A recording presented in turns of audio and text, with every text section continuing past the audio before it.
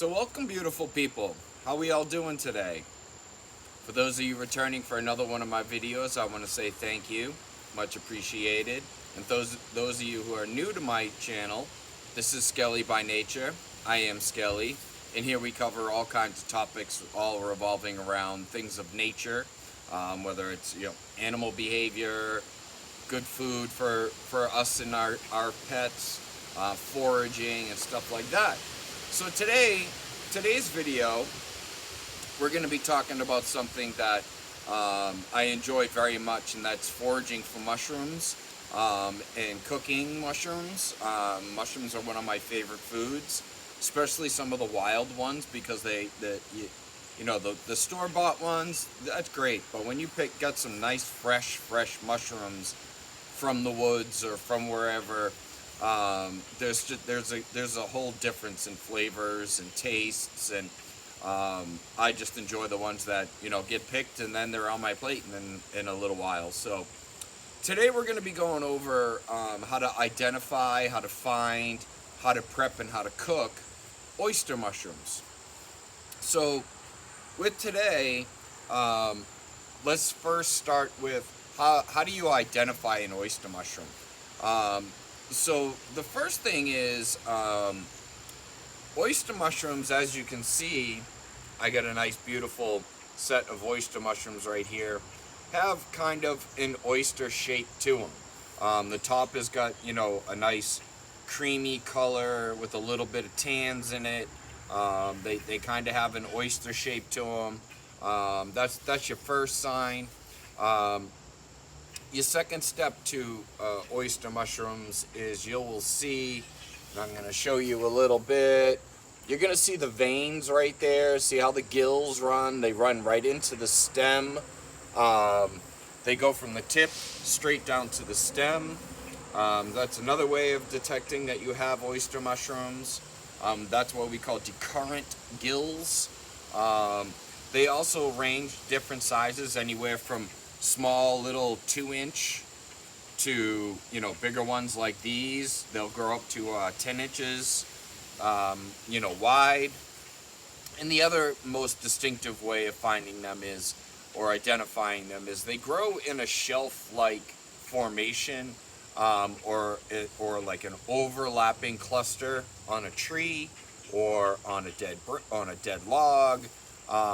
So they kind of grow just like you see here. This is actually multiple mushrooms, all grown literally like right on top of each other. So that's another way of determining that you have oyster mushrooms. The top is a nice smooth, like I said, white to a light brown, creamy-ish color. And a lot of them, for the most part, when you look at them, they don't really have a stem. If they do, the stem is usually pretty stocky and short. So they don't have like a long stem as you think of sometimes with some mushrooms. A lot of times the stem is very short, or there's no stem at all. So the second thing is where do you find them? Well, like I said, they're usually found on like dead wood or a dying tree. Sometimes, most of the time you find them, they're 4 or 5 feet up in the air on a tree that might be standing. You might see them laying on the ground on a dead branch or something like that, but that's where you usually find them. They're usually found on typically like a hardwood tree. So always look for something that's a hardwood. And around here in New England, they're found during, like, say, midsummer to fall. Sometimes they'll stretch into winter a little bit, but be careful. They might be old at that point. If you live in a warmer climate, they will stretch into winter a little bit, depending on the weather. So keep that in mind as well. Make sure when you're picking them that they're fresh, and they're not starting to deteriorate. So that's how we know how to find them and identify them. So I gotta say, one of my favorite things of foraging is having other friends who forage. And the reason I say that is I didn't actually find these. I have a good friend, Krista, who also is a lover of foraging as well. Both of us love foraging for mushrooms, or like she also grows mushrooms. So I got lucky. I got a text the other day stating she had a bag sitting at her door that was made for me. And she gave me a whole bunch of these gorgeous, gorgeous oyster mushrooms. And so I'm taking the opportunity to make this video for you guys. So this was unexpected for me. So what we're gonna do is now, how do you prep oyster mushrooms? How do you get them ready? You know, you have them like this. So the one thing I'm gonna say is the first thing that you want to do is always look through your oyster mushrooms. The first thing you want to do is see if there's any bugs. They do tend to sometimes attract beetles. You will notice them because these are actually clean. There is no beetles in here, but when you do find a beetle, it's pretty simple to find. They tend to kind of burrow in. They make a little hole right in the bottom. And you easily can see them, you know, as you see them burrowing in. So the first thing is take a look for beetles. And then the second step that we're going to do is we are going to clean these. Now, I know there's a lot of other videos and a lot of other websites and stuff like that you might see that they tell you to wash the mushrooms, put them, you know, soak them in water, clean the dirt off, you know, blah, blah, blah. That you can do if your mushrooms are really dirty. If you pulled your mushrooms off a log that's laying on the ground, they might have been kind of, you know, splashed with dirt, you know, things like that have you know, dirt all over them. But as you can see, these are actually really, really clean. So I'm gonna actually avoid trying to wash them because when you do wash them, you can actually spoil them. So if you don't need to wash them, try not to. So what I like to do is when I first start off is I like to take my mushrooms, and as you can see, I have them in a cluster just like this. On the back side, you will see that this cluster here still has, you know, this browning that you see is still chips of the tree. We don't want that. So what we're going to do is we're going to actually go right through, and I'm going to cut these. You can, because they're soft and kind of rubbery, I'm just going to pull them apart like so, and just be a little careful. So I have these all now in a nice pile. They've all been separated. They're all individual. Now, the second step that I like to do is you're going to want to have like an oyster brush or a brush that you use. I just use a typical, you know, semi-stiff wire brush. This is a brush that I use typically for cleaning mushrooms or cleaning some other plants and stuff like that I like to prep with. And then you're going to want to have a knife. So my first step is I like to go through, and I'm going to take this here, and I'm just going to try to brush out any of the dirt. You're going to see little black spots. And the other thing too is you might find a little bit of a, you know, kind of like a white molding color. So what I'm doing is I'm brushing those off, and I'm going to brush off whatever I can. Okay, so I don't worry too much about up here, and you'll see why later. So I'm going to flip it over. I'm going to do the same. You know, it's nice and clean in there, but I'm going to just do a quick brushing. You know, if anything's loose in there, it's okay if it falls off. But the idea is just try to get out any dirt. But like I said, this doesn't have any. So there, we have a nice clean oyster mushroom. If you do happen to have, hard to see. There's a slight little black spot in there. It's just a little piece of dirt. I'm just going to take my knife I'm going to scrape it out, and then I'm just going to give it a brush off. Okay, so now I have my oyster mushroom, and that's how I clean it. So like I said, you know, now I'm down to a clean oyster mushroom. Now the last part is you're gonna feel that the whole oyster mushroom itself is very soft, but then you're gonna get to a point where the stalk or the stem has kind of a rubber feel to it, and I'm just gonna go back and I'm gonna cut that right off. We don't need that part. And part of it is because that's going to be, you know, a little rubbery when you go to cook it, and I've got plenty here. So the other thing that you can do is I always keep a little glass of water, and I keep a towel, and if I have to, I try to, like I said, I try to eliminate washing them too much. So if I do come across anything, I just like to give them a nice little wipe down. Because what happens is as we do this, you can see this isn't whole. And if I was to soak this, this will actually start soaking in water. It's going to suck water in, which in general will kind of ruin your mushroom a little bit, you know. So that's what we do. That's how we clean it. I'm going to go through, I'm going to finish cleaning these. I'm going to get these nice and clean for the next step. So the next step, I'm going to see you in my kitchen, and I'm going to show you how to prep these, and I'm going to also show you a recipe and what I do to make a beautiful sauteed mushroom. So stay tuned, and I'll be back in a little while. All right, so as you can see, we're back here in my kitchen. You guys got a nice view of the pan. I'm here. Hello. And as you can see, I get some butter melting. I get a nice big saute pan. I get some butter melting here. And so my mushrooms I already have all cut up and ready to go.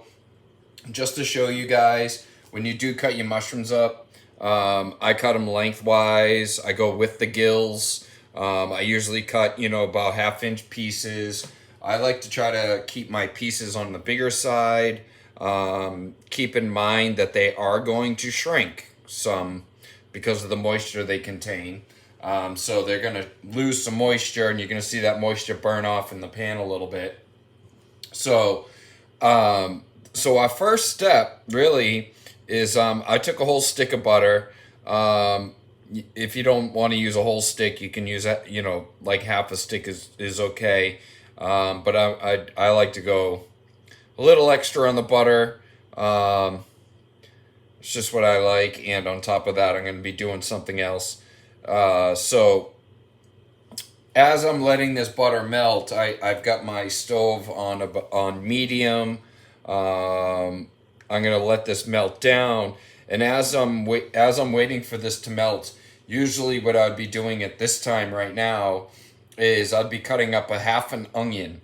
Okay, so we're going to take 1/2 of a large onion, cut it up, get that ready, because that's going to be the first thing that's going to be going into our pan. So, and then once we get the onions, what we're going to do is we're going to basically just do a nice saute to them, get a nice little browning done to the onions first. That will be our first step. And while I have my onions going, that's when I would come in and start cutting up my mushrooms. But I already have, like I said, I already have them all pre-cut and stuff to do this video. So we're going to just wait for this to melt down a bit. Okay, so the butter's melted down. The next thing that we're going to do, like I said, is I took 1/2 of a large onion, cut it up. We're just going to throw that in the bowl, in the pan.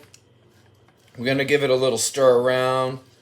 Get these onions all nice and coated and separated. Get them nice and coated with some of this yummy butter. And we're going to get that. Now the key to when you're doing these is once you get these coated, We don't want to play with them too much. We want these to kind of brown out a bit and get nice golden color. Okay, as you can see, they're starting to brown out a little bit. So I'm just going to give these a quick little mix around. And then what I'm going to do now is I'm going to take my mushrooms. And I'm going to dump my mushrooms right in. Okay. Now when you do your mushrooms, try to keep them in a single layer if you can. But I'm going to take these, I'm going to stir them in, get them coated up a little bit with some of this good butter. Give them a good mixing. Okay, so you're going to see that it's going to really start to soak up that butter. It's, like I said, it's one reason why I go with a full stick, because these are going to soak it up. So I'm going to mix this up.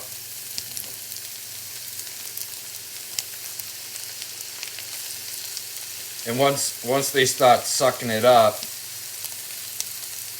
what I'm going to try to do is I'm going to try to get these in a, spread it out as much as possible and try to keep these in a somewhat of a single layer, so that what we're doing is we're getting a nice saute to the mushrooms themselves. Now, this procedure probably doesn't take very long. It only takes a few minutes. So I do like maybe 3 to 5 minutes. Okay, so now you can see we got a nice golden brown happening to our mushrooms. So the next step, what I'm going to do is we're going to start adding in the spices and garlic and everything else. So the first thing I did was I have roughly 4 cloves of garlic. I'm going to throw that in. This is chopped up too. You can do minced garlic, whatever you want to do.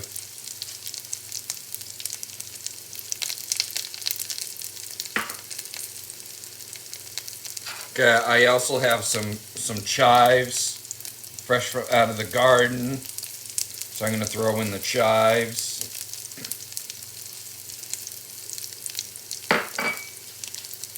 Then I'm going to add a little bit of thyme.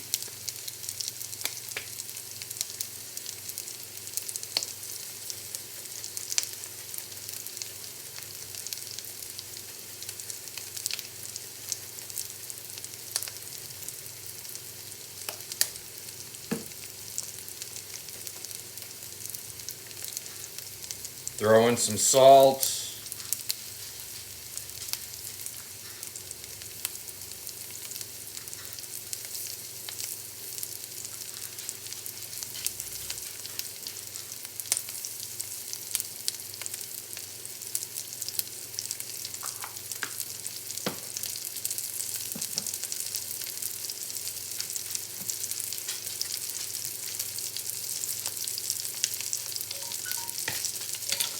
Now I'm going to throw in some cracked pepper.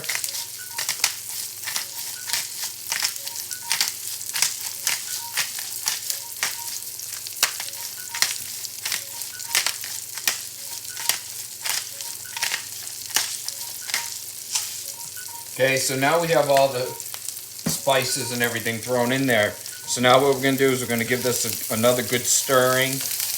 Oh yeah, look at those. See those? Isn't that beautiful? Oh yeah. So now we're going to just kind of do the same thing. We're just going to spread it all out again.